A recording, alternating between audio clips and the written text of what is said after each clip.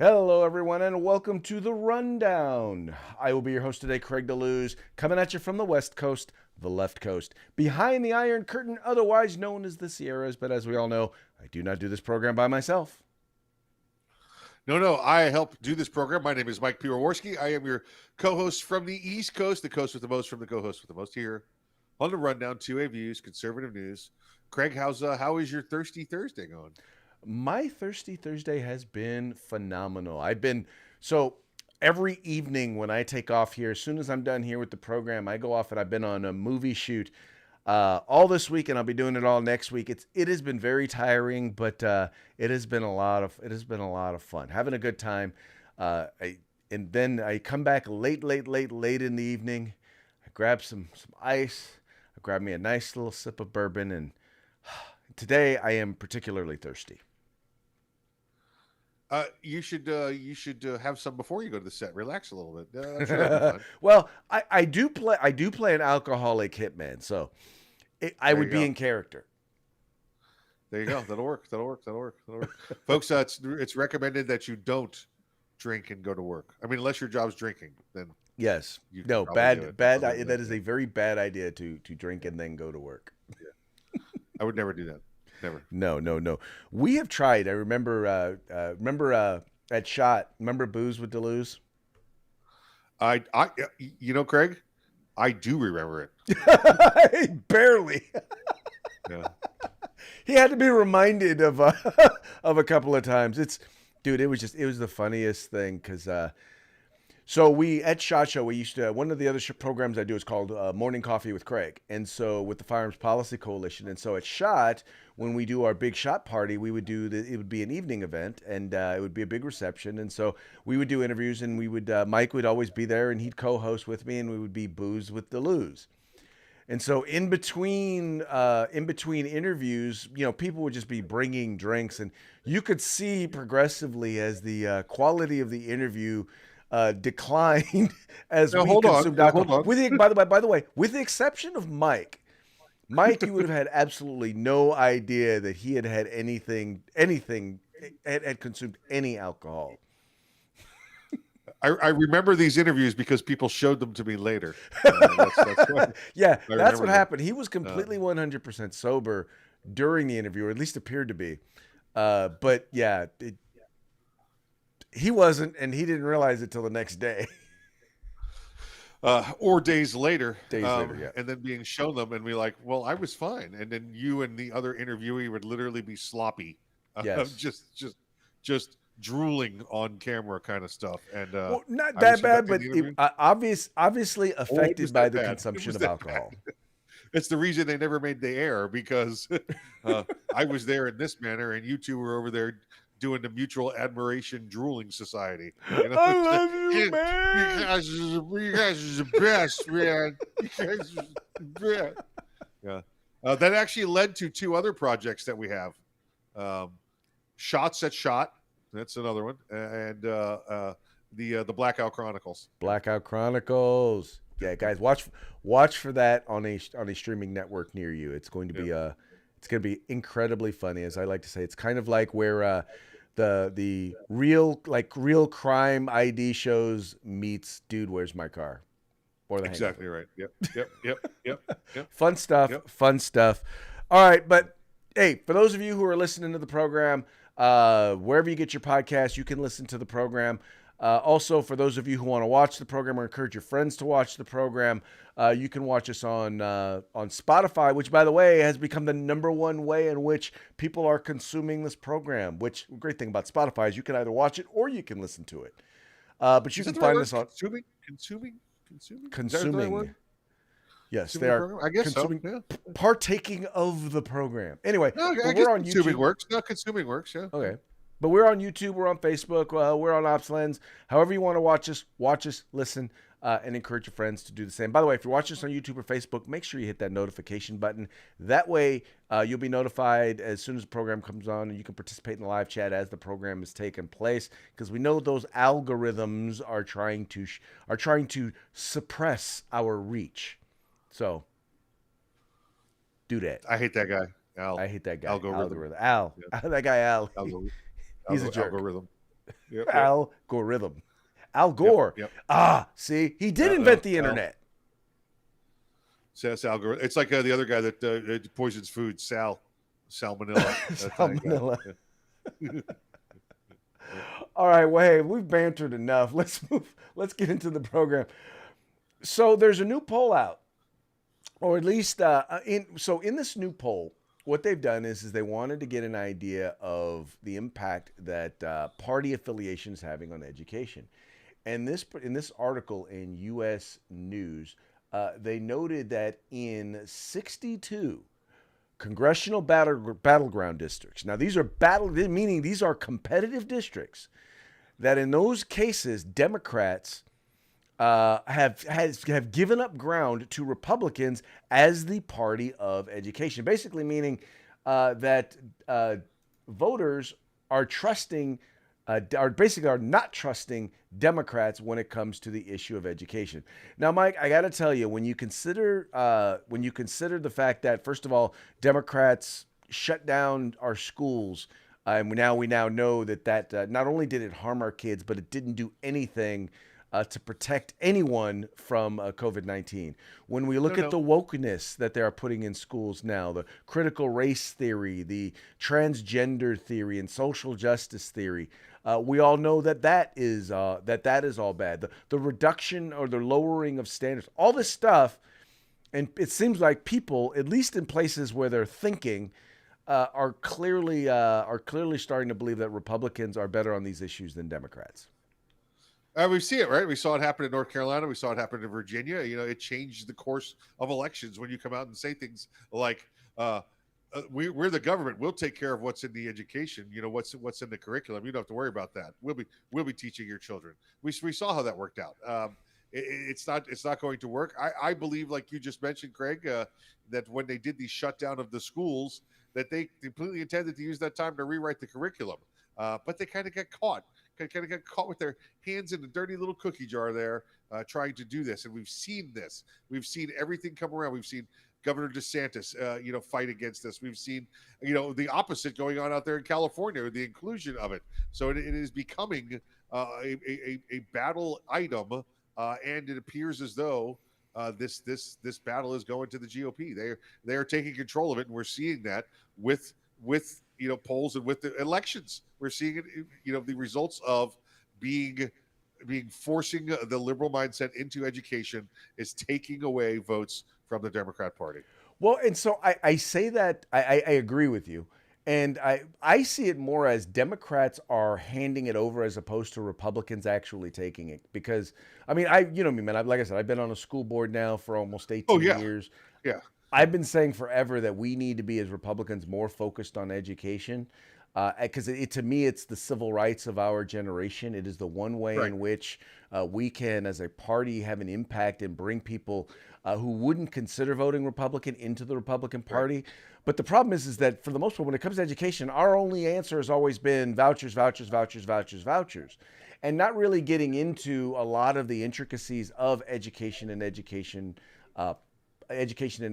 policy, how to actually reform public education. Because you got a lot of people saying, well, we need to just get out of public education. My problem is that even if you get your kids out, the overwhelming majority of kids are still in it. So you got to reform that system. Yeah. I get for you, maybe you got to get your kids out, but you still have to reform the overall educational system. I think that the problem is that Democrats have jumped the shark. Yeah. I'm not talking about the reforming the whole system. Right. That may never occur. But what you do is you exploit your enemy's weaknesses, and right now they're weak on education. So the Republicans may not know what they want, but we know what we don't want, and that's where we're exploiting them right now. Right, and we can focus on going in and getting rid of those things that we don't want. But at the same time, we better make sure that we're looking at and we're focusing on, okay, well, what are the positive changes that we want to be making in the educational system? Right. And I think that we need to be, and we have people who have we have experts who can look to that, who can point those things out, but we have to be willing to invest intellectually into understanding those solutions and looking at the solutions that actually fit with our values. Yes, sir. Yeah, absolutely. Agreed.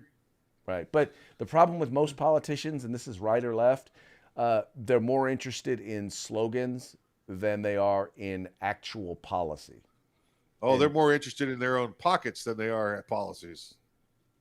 yeah. I mean, I once again, I think it. There are a lot of really well-meaning people who get into politics who, once again, they govern based on slogans, not on actual Uh, understanding of the policy. And we there's see that. Well, very, we see that very, all the very, time with yeah, guns. very, very few out there. I'm sorry, but politicians are only concerned with remaining politicians. Well, there you That's go. And I think that's the that problem with the swamp. Yeah. the one my attitude as a school board member, as a person who's run for office, has always been this: I am who I am. This is what I believe. My goal is not necessarily just to get elected, but what I'm going to do once I'm elected. And I'm going to be the person when I get elected. I'm going to be that person once I'm elected.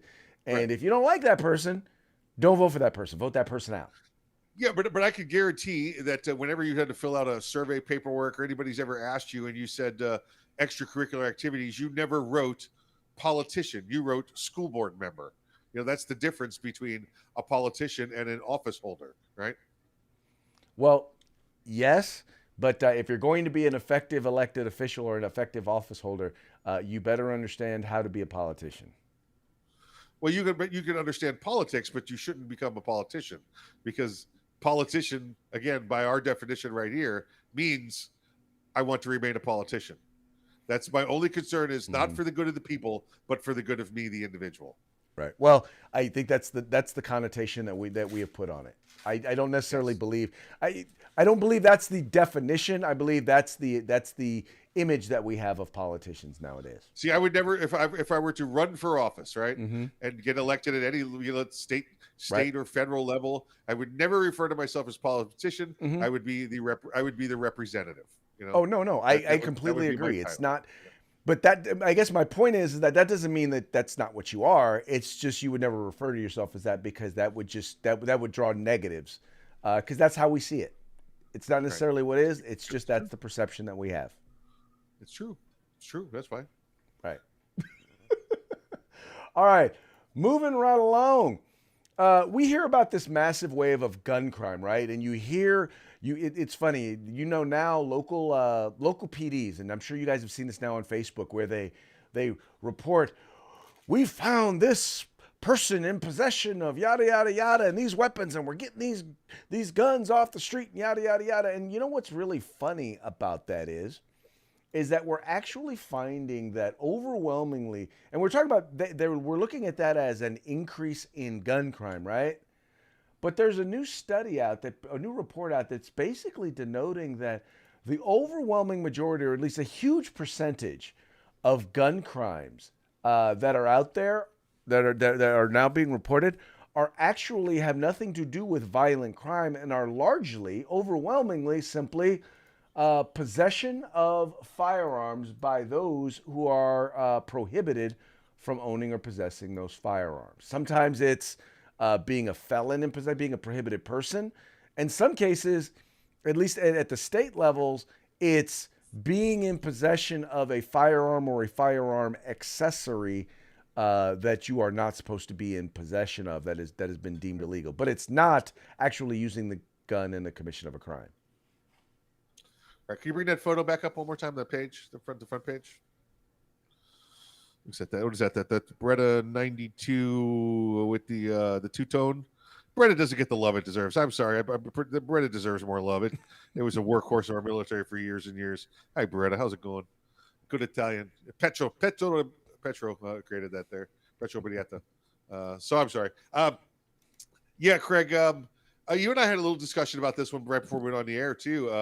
It's weird the numbers. You look at this, right? I think we looked at was it 89%, right? Was that it? 89% of all crimes involving firearms are basically possession of a firearm by a convicted felon. Right. So that's 11% out there where they're doing something violent, according to the federal government, state government, whatever, doing something violent with the firearm at the time of the arrest. So of the other half, it could be, or I'm sorry, and also in that other 11%, it could be items like altered serial number or something like that as Right. well, which are in there. But of those 89%, again, then they looked at about roughly half of those were people that had violent pasts or had been convicted of a violent felony. But then the remaining half of it was people that the only crime that they were committing was carrying a firearm by a Right. convicted felon, from Right here. nonviolent reasons, right? This So, section right here. Yeah. yeah, so a little tricky there, but so of the 89% arrested, half had violent felony past, and the other half had non-violent felony pasts. And those are the numbers we were looking at. You and I were looking at that. There's a large establishment of nonviolence out there that are carrying them. Now we went off on the side on this, and I said, listen, you're a felon. You shouldn't be carrying a gun. I understand you want to carry a firearm. You want to protect yourself and your family. You need to get that fixed, or don't commit felonies in the first place. And I know there's a whole lot of nonviolent, white collar kind of felons. There's felons out there that our founding fathers never thought would ever be felons. But we've got to draw a line somewhere in order to attack the problem. I don't think we can just say, well, they're nonviolent, so let's do something. Well, let's establish what the problem is, define the problem, and then let's work towards it. And when you say felony, that puts the line down. Now, if you want to call it nonviolent felony, well, let's get on the campaign bus and start working on it.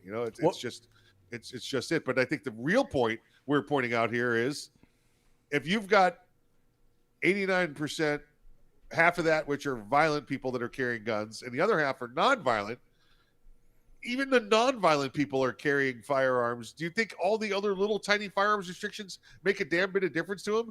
Do you think that a magazine capacity or anything like that matters at all to these people? If they're willing to, you got half the people out there that know they're not supposed to carry, and they really should. They're probably good people because they just got some white collar crimes against them, right? Right. And do you think that they're worried about it? Do you think if it bothers the major felon, if it doesn't bother the minor felon, I guess is one way to look at it. Well, Mike, the funny part is the article points out that basically only 4% in 4% of the cases where it's where a gun was actually fired or someone was killed, right? Yes. Yeah. 4%. Now, consider the fact that that's 4%. Now, you're talking about things like, for example, an assault weapons ban.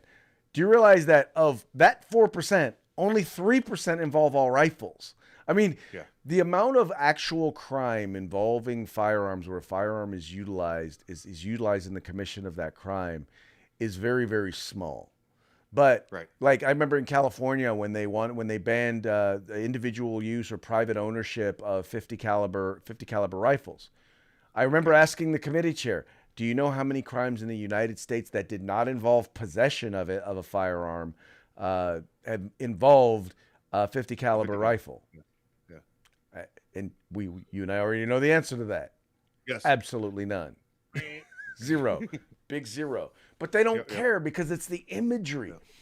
Right? The imagery of taking a gun from someone who's not supposed to have it. That's all the thing. And now, the other thing that this article points out is how these laws disproportionately affect, young people of color, the people that supposedly the anti-gunners say they're trying to protect. Because most of those crimes of possession, are not crimes that they're going out looking for. That's actually, it depends on if you have an interaction with law enforcement. Right. And you are in possession. Yeah, I think it was actually, what was it? Was it the Bronx and Queens, or was it Bronx and the former Manhattan district attorney said that the crime of simply carrying a firearm without a license. Now, remember, that makes you a felon in New York. If you get caught carrying a firearm without a license, that's a felony charge, not a misdemeanor charge. So these people are becoming felons because the government has restricted their right to carry a firearm to protect themselves. So they've decided to carry a firearm to protect themselves and are getting caught and becoming felons. Right. And so at that point, Craig, now they're a felon that can't carry a firearm, but they were illegally carrying a firearm to protect themselves. Do you really think they're going to stop carrying firearms? When their sole purpose is, I want to protect myself. I'm not carrying a firearm to jack a convenience store. I'm wearing a firearm to protect myself. As the old saying goes, I'd rather be judged by 12 than carried by 6. which is a great example. But you and I both know somebody who almost was carried by 6 and decided to use a firearm and got judged by 12 instead. And Yes. his life will never ever be the same. Right. No, you are 100% correct, and I'm so glad that he was properly judged. We'll put it that way. He was properly judged, and I just want to bring that up just to Yeah. say that it's a great saying, and it's a slogan that I think you and I, we abide by. But Hmm. there are consequences to it, life changing consequences to it. Right. Well, and our government shouldn't put us in that situation. We ought to be able to legally be able to exercise our fundamental right to self defense. Agreed. Agreed. Right.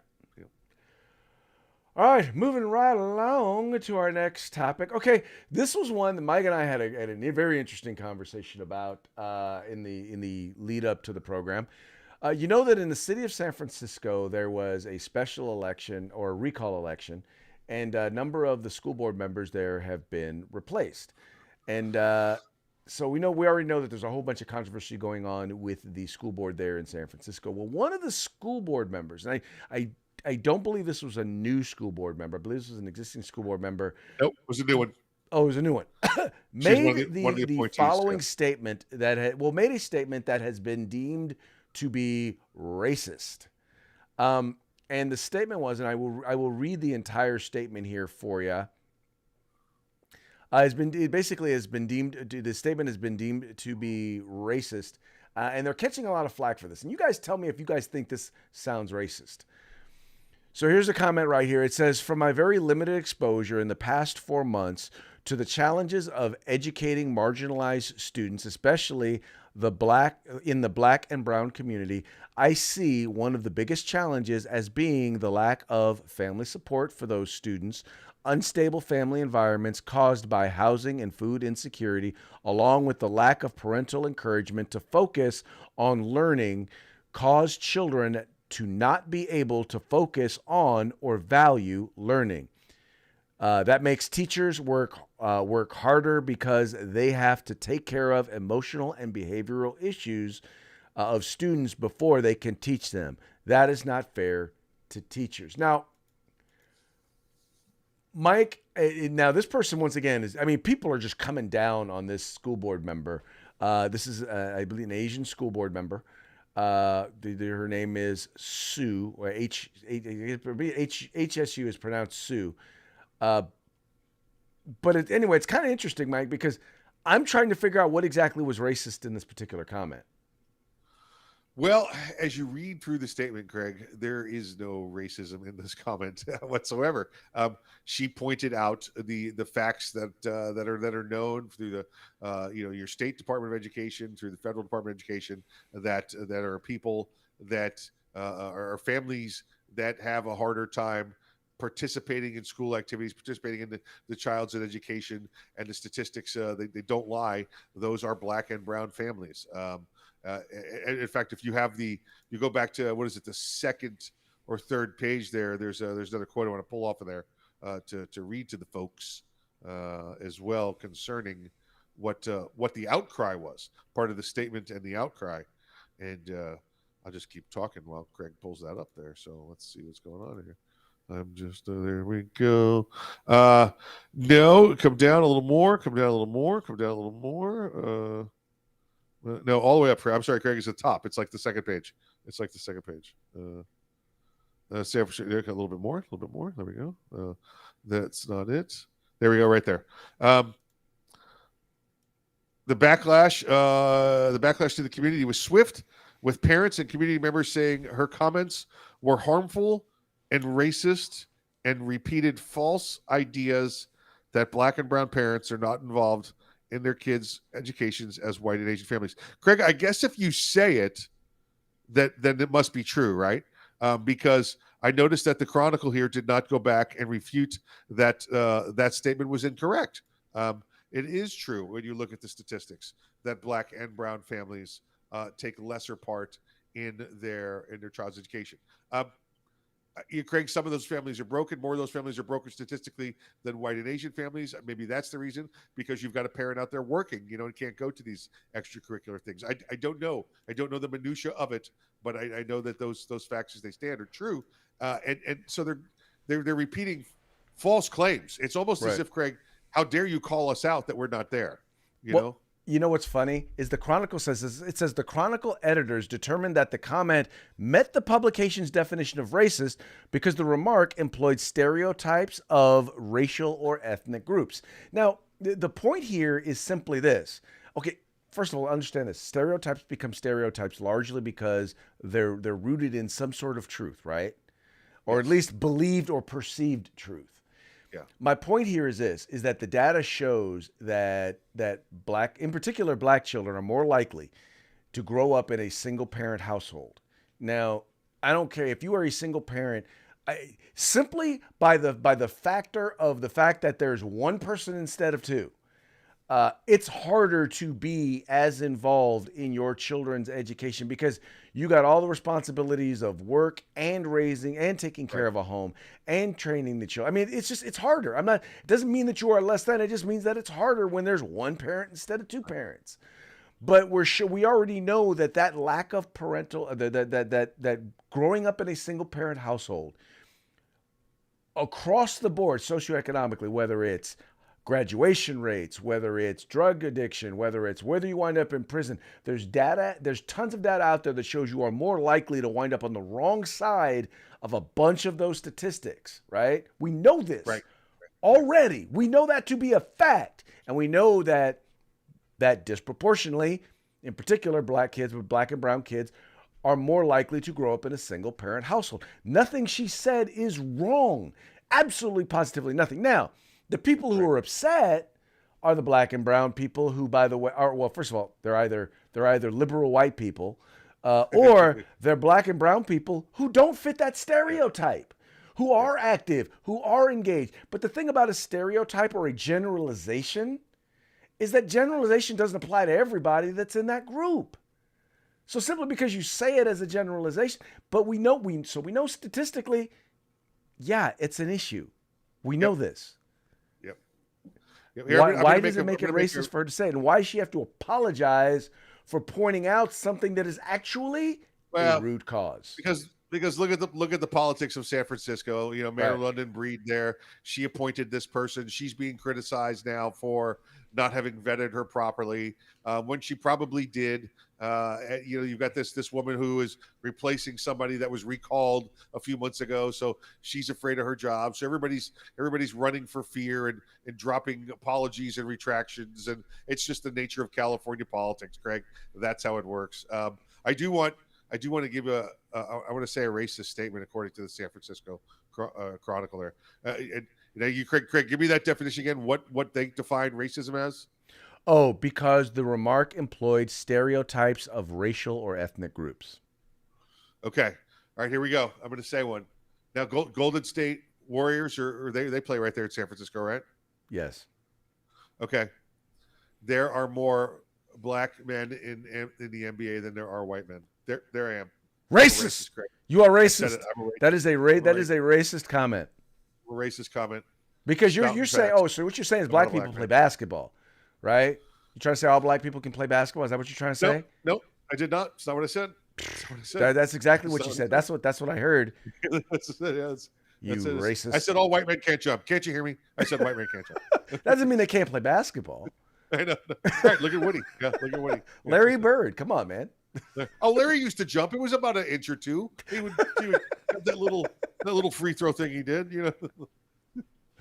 I still remember the fish that saved Philadelphia. Remember that guy's set shot? Yes. Okay, yeah, we're dating ourselves. Basketball Jones. Sorry. All right. So the other day, yesterday, there was a big protest outside the Supreme Court dealing with, the overturning of Roe versus Wade.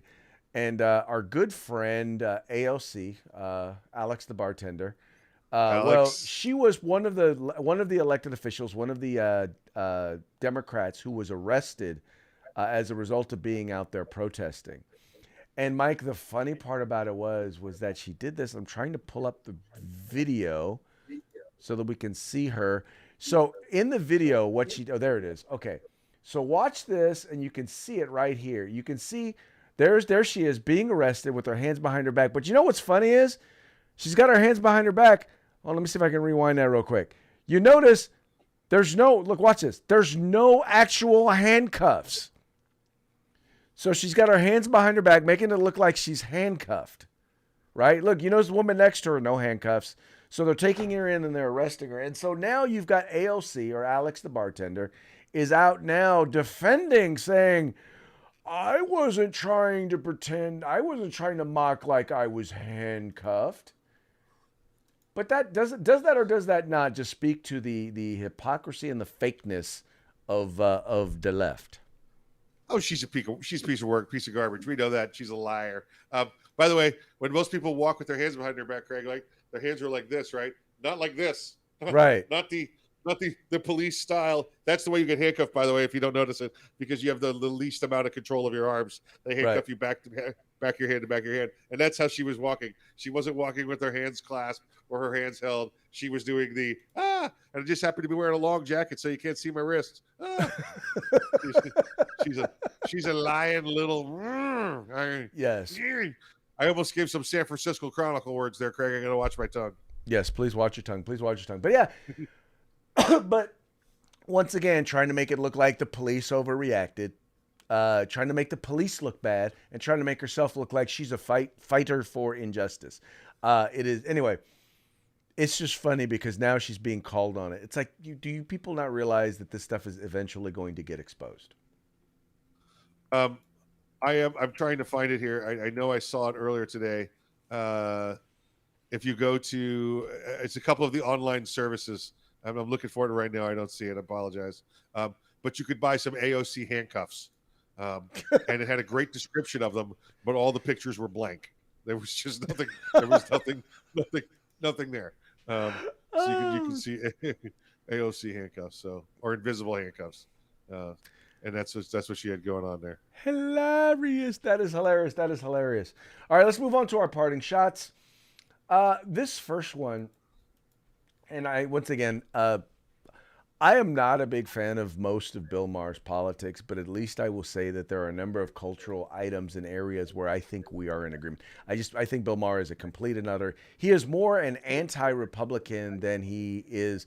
I think he agrees with us on a number of issues, but he just doesn't like Republicans. It's an emotional hate he has for Republicans. But anyway, we all know that right now you have this big push to allow children, we're talking minors, to allow children to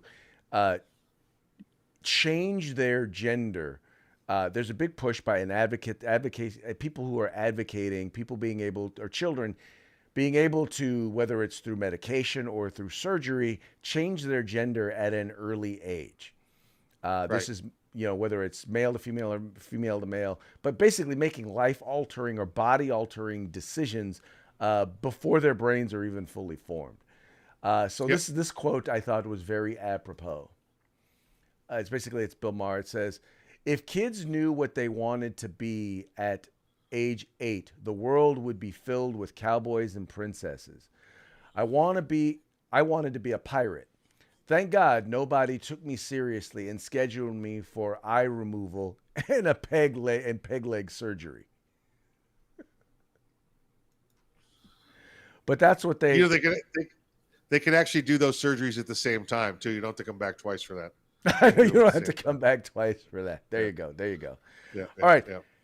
The next two have to do with, are more in line with, if you've been following everything that went on with the incident that took place in Indiana, where a Good Samaritan concealed carry holder actually wound up taking out a potential mass shooter. This was a comparison of that and, the incident that took place in Uvalde, Texas. You want to make these comparisons, Mike? Can you read that text, or is it a little low for you? Yeah. We got the hero shooter on the left, and then on the right we have 200 local, state, and federal cops. Hero shooter, 15-second response time. The Uvalde police response, 1 hour and 15 minutes. Hero shooter, no concealed carry permit. Uvalde cops, millions of taxpayer dollars in training. Hero shooter, a Glock that he knew how to use. Uh, the Uvalde police response, AR-15s, shields, body armor. Hero response was Washington, or excuse me, wasn't supposed to have a gun in there, but he did. He wasn't supposed to have a gun in there. The police response at Uvalde, only ones who were supposed to have guns in sensitive places. Those are the police. Then finally, for our hero shooter, had the will to act, confronted a threat who had him outgunned. The Uvalde police response was stood around getting hand sanitizer while kids died. Yeah, I think that is a pretty apt comparison. Yes, yes. In fact, pull that back up for 1 second there, Craig. Let me take a look at that. The hero's first name. I want to make sure everybody knows to see the hero's first name here. The first name is Elisjsha. If I had to pronounce that, I'd call it Elisha. I think it's Elijah. This is the prime example, folks, of when you meet people in your life and they have their first name as an initial and then they use their middle name. That's this guy right here. I guarantee you this guy's never gone by Elishka in his life. He's probably like Billy Dickens. I'm telling you, he probably pronounced it Elijah. Yeah, sure. But look how it's spelled. I still wouldn't use it. I'm going with the middle name. It's still bad. This guy is his parents I were guarantee both you he's dyslexic. I guarantee you he's E. William Dickens. If everybody, if they knew who he really was, no way he uses that first name. No way. Right. Okay, and then by the way, that takes us to our last one. This one is actually a little bit simpler. It's about deterring mass shooters. In the top image, you have a masked mass shooter going into a gun-free zone, a mall that is a gun-free zone, and people are running, and he's just basically shooting at the mall. And then in the bottom one, you have him running away because it says actually a concealed carry zone, and you have 3 different mall patrons pointing a gun at him. Although they probably should be shooting him, but well, I guess he's running away. My favorite one, though, I don't know if you could zoom in on that, but you can see it pretty well. There's the woman who has the she's one-handed shooting because she's got her purse. Good for her. She's got good firearm control, single hand grip there. You got the other guy in the back who's brought the firearm up to his eyesight, because you never bring your eyes down to your gun. Bring your gun up to your eyes.